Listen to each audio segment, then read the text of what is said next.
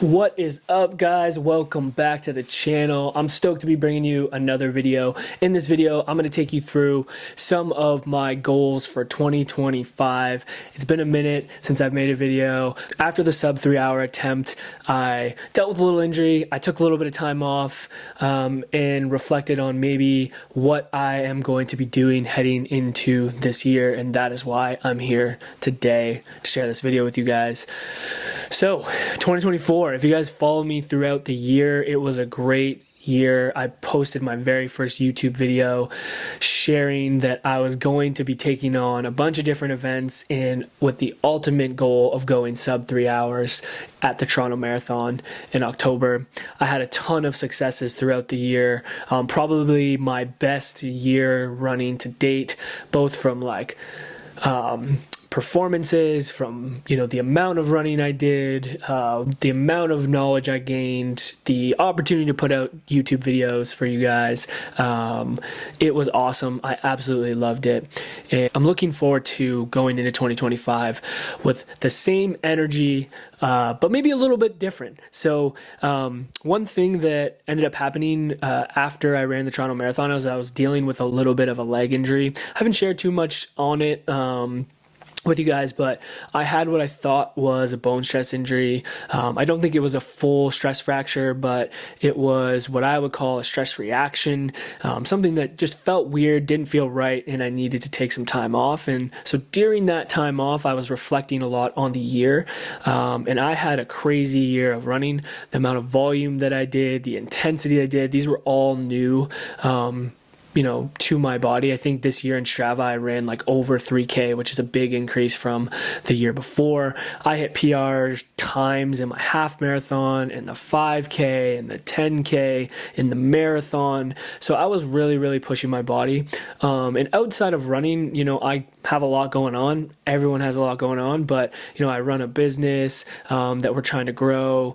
I have relationships, I have friends, all that kind of stuff. So with that and all the running that I did, I think it was just a perfect recipe for my body to say, yo, you got to chill out. We don't want you to get injured. So I took a little bit of time off, and during that time, I started thinking about what I wanted to do in 2025. And I want to make it really clear, I'm not giving up on the goal of going sub 3 hours.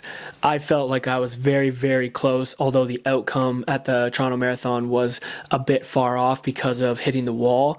I thought I was very close to being in that shape and being capable of running sub 3 hours, so I am for sure going for it this year. I think I'm just going to approach it a little bit different. So I would say in 2024, I made that the year of performance for me. I put all of my effort, outside of my relationships and outside of business into training, and pushed myself to the limits, and I loved it. But with that, it also made me very fatigued, very tired, maybe not optimizing some of the other things in my life at the level that I wanted to, or maybe even needed to. So heading into this year, I am for sure still going to put maximal effort into the training that I'm going to be doing, but I think that it's going to be a little bit less and a little bit more strategic. So this year, kicking off the year, I'm probably going to end up running a 15K at Around the Bay, which last year I ran the 30K, which was awesome. I did a whole video on that. It was probably my favorite overall event of the year because I had my best friend, my brother, a lot of my other friends come up and run Around the Bay with me. It was so cool. First time I got to run Around the Bay, it was awesome. So super stoked about that. Gonna do the 15K this year so that I don't have to be building up to this 30K volume, and I can go out and do a 15K pretty easily. So it's not really going to be anything that I'm gonna race. Doing it for the community event, which is one big thing that I want to focus on this year, is doing more things that are going to get me involved in the local community. The business that I have, the Movement Physio and Performance, we focus on rehab, we focus on performance. And I want to start incorporating the running with community groups and different stuff through that business. So I'm going to be leveraging a lot of that into 2025.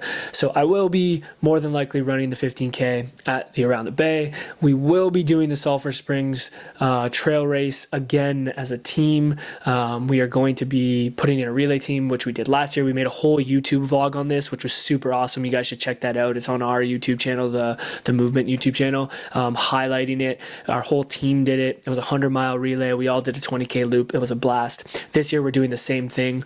I don't know if I'm going to be running a loop. I will be there, probably pacing my friend and business partner Will as he takes on his first 50K ultra marathon. So I'm going to be supporting him throughout his training and hopefully on the run and creating some fun content about his journey. So those are probably going to be the first two things that I kick the year off with. My very first race right now, I am unsure exactly of what that's going to be, but I will be running a half marathon more than likely in the spring, trying to PR my time. I think my fastest marathon time, although it wasn't in like an actual race, is 1:29 mid.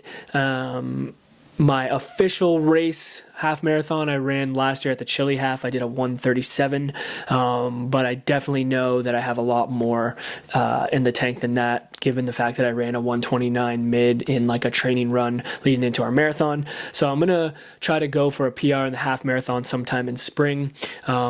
I also want to do a Hyrox race, and I know it's all the rage right now, but I literally believe that I was like built for Hyrox. I spent a ton of time doing CrossFit, and I was always really, really good at all the grunt work in CrossFit and never super good at the skill work.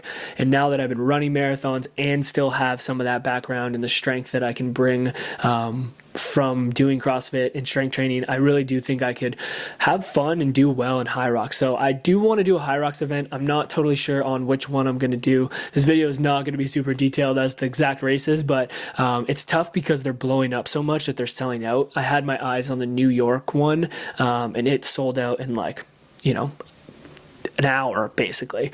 So I want to do that one. There may be one that I could do later in the summer, I think in Miami. I haven't totally committed to that, but I am going to probably do a block of Hyrox training to potentially do one of those races. If I'm unable to like do an actual official Hyrox race, I'm sure there'll be Hyrox sims that come up sometime throughout the spring, so I'll probably participate in those. But I think I'm going to start the year off training for that, which is going to be good for my cardio, going to be good for my endurance. I'm still going to be running. I'll probably bias to running a bit more mileage than maybe you would typically training for Hyrox, because I do still have the goal of going sub 3 hours this year. I do still want to run a fast half marathon, but that's probably what I'll start the year off with. And then I think I'm really legit just going to pick one A race this year.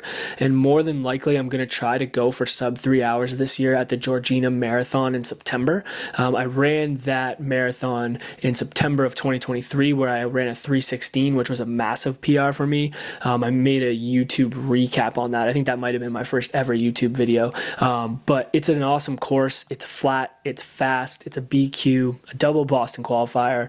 Not necessarily saying that I'm going to qualify for Boston this year, because more than likely I'm going to have to run a 250, but who knows, maybe that's not out of the realm of possibility. But I do want to go sub 3 hours this year. That is still the top goal I have for myself from a fitness standpoint.